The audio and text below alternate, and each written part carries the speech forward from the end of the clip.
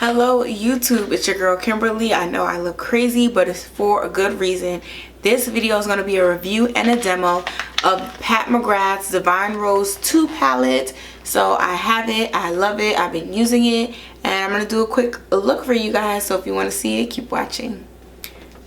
Thank you so much for coming to my channel. Please hit the subscribe button, that way you can join our crew and see all the great videos that I make for this channel, including beauty, skincare, hair care, tech, travel. We talk about so many different things and have fun over here. Also, hit the notification bell, that way when I go live or post a new video, you will be notified.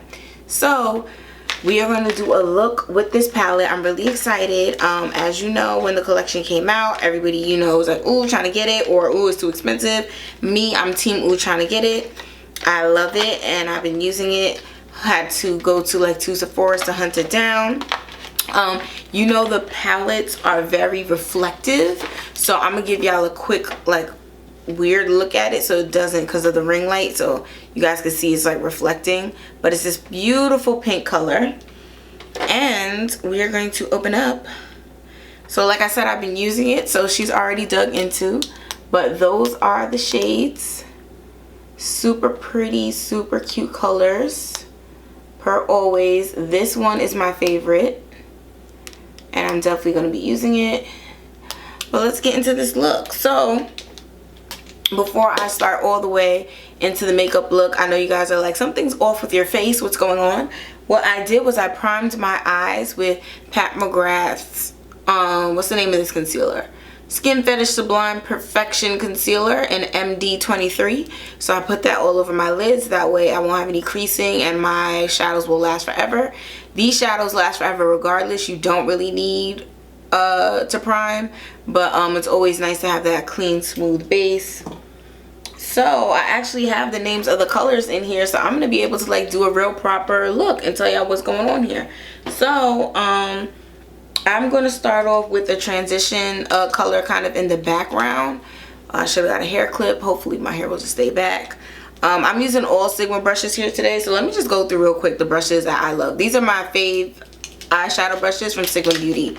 So this first one that I'm going to be using is the Diffuse Crease brush E38. The next brush I'll be using is the Exact Blend brush E32. I'll also be using the Detail Blending brush E27. And then I will also be using the All Over Blend E37. And this is my favorite eyeshadow brush of all time. So, just in case you wanted to know.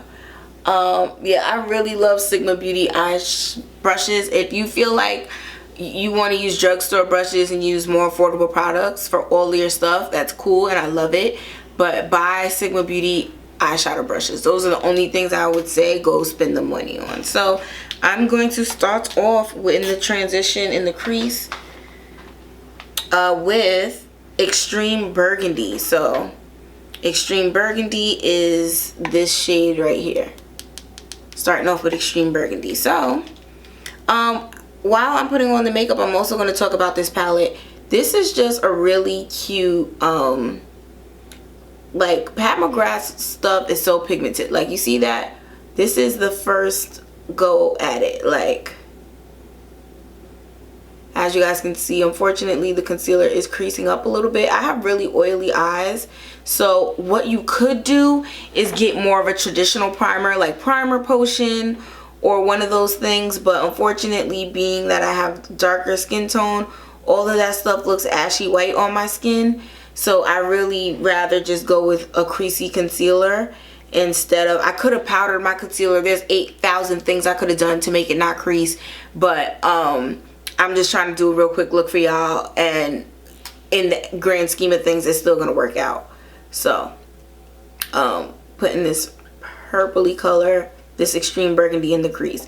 But as you can see, it is not taking, I can blend with just going in twice because there's so much pigment in these shades that it goes a really long way in terms of helping you create that really beautiful look. No matter what your skin tone is, how deep you are, how fair you are, her shades are going to work regardless, and I really love that about her brand. There are a lot of eyeshadow brands that everybody comes out with these eyeshadow palettes. Like ColourPop is popping out one a week, but in real life those shades don't work for every skin tone. They don't, you have to do so much work to pat them on that it's just not cute, and it's just not practical, that it doesn't work for every skin tone. Like, it's bad enough that a lot of y'all don't make foundation for deep dark skin tones, but it's even worse that your eyeshadow palettes don't work either. So I'm just blending this shade out in little circular motions, so that way we have this deep burgundy color in the middle. So trying to see, make sure it's the same. Fun fact, I have an astigmatism in one of my eyes, so my eyeshadow looks will never look the same in both eyes. Like, no matter how hard I try to make them look symmetrical, this one is always going to be wide and flat, and this eye is always going to have a circular look. I'm pretty sure the astigmatism is in the left eye, but I'm not sure. But either way, my eye looks are cousins, not, they're sisters, they're not twins, so, which is fine by me. Boom. Okay, so now we got the purpleated color, the extreme burgundy in the crease. Next, I'm going to use my favorite color. So my favorite color, like I pointed out to you guys before, I want to get the name of it. It's VR Sextraterrestrial. That's probably why I like it. But such a fun color. It has like this duochrome finish where it's pink sometimes. It's teal that way. It's like gold that way. It changes colors based on how someone is looking at you, and I think that's so cool. So I'm gonna put that color on the lid, and it's a blessing and a curse. It looks really cool when people see you in real life, but I do find that I made an Instagram video with it on, and it's definitely hard to make it look as pretty on camera, because it's like, to catch that angle is hard, to catch that color, but I love it. So that is this, and I'm just gonna do the whole lid with it because I think it's so pretty. I honestly wanted to just do a whole garage door of it, and just like from lash to brow and be like, boom, this is the one color and this is the look and that's it. But I'm like, no, Kimberly, that's not that's not real life. That's not how people wear makeup. Okay. So as you can see, it has like different, no matter how the light hits it, it's gonna look different. It's gonna perform different. Like, so pretty. I don't know why I feel like my other eye now want to act up. But in general, these eyeshadow palettes by Pat McGrath, they're worth the money. Now, what I am going to challenge is that if you are one of those people that you're just like, $125 is too much for an eyeshadow palette, then I would recommend you get her quads, or just get one palette. So like, granted, this is not going to be a travel palette or something that you can just only take this one, but if you bought this palette and then you went somewhere like MAC and then made a nude palette with like taupe and bark, what other shades? Taupe and bark, black, and like a mauve pink color. I don't know a name specifically for a mauve pink, but a mauve pink from MAC. If you went to go do that, then you could use those two and then have an infinite amount of looks you could create, because the only two mattes in here are colored and they're not nude, so that's a little more challenging. But so I will say that this palette has the most fallout out of any of the Pat McGrath palettes that I've tried, and I think it's just because of the way these shimmers, this like duochrome shimmer, it's just, it has the worst fallout out of everybody. Like, the other shades are not that bad, but of course my favorite one is the one that causes a mess. So that is the Sextraterrestrial with the, I'm gonna go back and add a little more of the burgundy, the extreme burgundy, just so I can really showcase that color off. And then I'm going to come in with the light pink, this light pink at the top.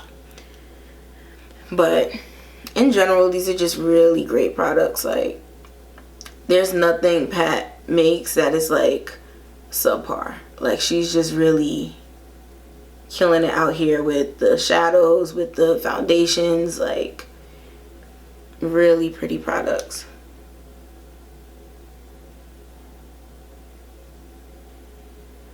Really pretty products. They're super soft. They never feel like they're tugging at your skin. Like, super, super pretty.